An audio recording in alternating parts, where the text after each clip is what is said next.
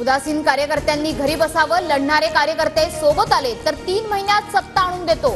अमरावतीतील भाजपच्या बैठकीत देवेंद्र फडणवीसांचं वक्तव्य. सत्ता असतानाही सत्ता आणण्याचं वक्तव्य करणं म्हणजेच उदासीनता. आमचं रक्त सळसळतंय, विधानसभेची वाट बघतोय. फडणवीसांच्या वक्तव्यावरून अंबादास दानवेंचा टोला. फडणवीसांनी वाझे आणि परमवीर सिंगांना आरोप करायला लावले.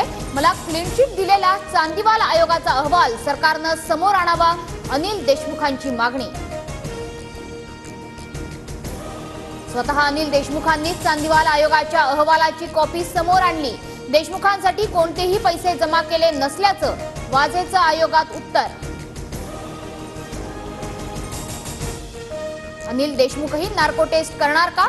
आरोप प्रत्यारोपाऐवजी देशमुखांनी चौकशीला सामोरं जावं, चंद्रशेखर बावनकुळेंचं आव्हान. जेलमधील गुंडांना आरोप करायला लावले.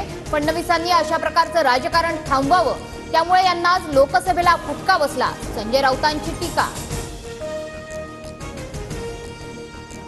अमरावती जिल्हा नियोजन समितीच्या बैठकीत आमदार रवी राणा आणि बच्चू कडू यांच्यात खडाजंगी. हिनले मिलवरून पालकमंत्री चंद्रकांत पाटील यांच्या समोरच खडाजंगी. अजित पवार गटाचे आमदार बबन शिंदेंनी पुण्यातील मोदी बागेत शरद पवारांची भेट घेतली. भेटीदरम्यान राणा रणजितसिंह शिंदेही उपस्थित. कुणीही घरवापसी करणार नाही, भुजबळांची प्रतिक्रिया.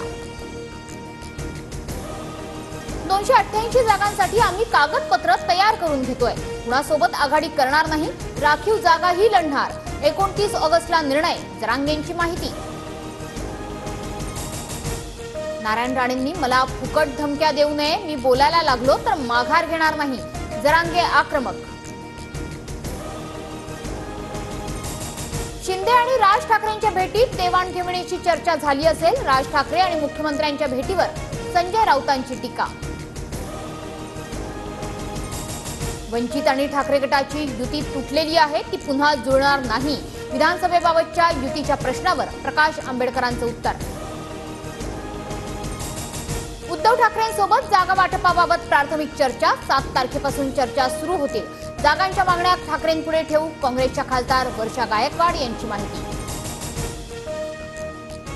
पुण्यात पुन्हा एकदा पूरस्थिती निर्माण होण्याची शक्यता. एकता नगरमधील सोसायट्यांमध्ये पाणी, लष्कराचं पथक दाखल. अनेक नागरिकांना आधीच सुरक्षा स्थळी हलवलं. धोकादायक पूररेषेच्या आतील नागरिकांचं स्थलांतर करा. पुण्यातील पूरस्थितीच्या शक्यतेनंतर मुख्यमंत्री अलर्टवर. अजित पवारांकडून फोनवरून प्रशासनाला सूचना. पॅरिस ऑलिम्पिकमध्ये भारतीय पुरुष हॉकी संघाची उपांत्य फेरीत धडक. शूटआउटमध्ये भारताकडून ग्रेट ब्रिटनचा पराभव. राज्यात पुढील 2 दिवस मुसळधार पावसाचा जोर राहणार. आज पुणे साताऱ्याला पावसाचा रेड अलर्ट, तर मुंबई ठाण्यासह कोकणात जोरदार पावसाची शक्यता.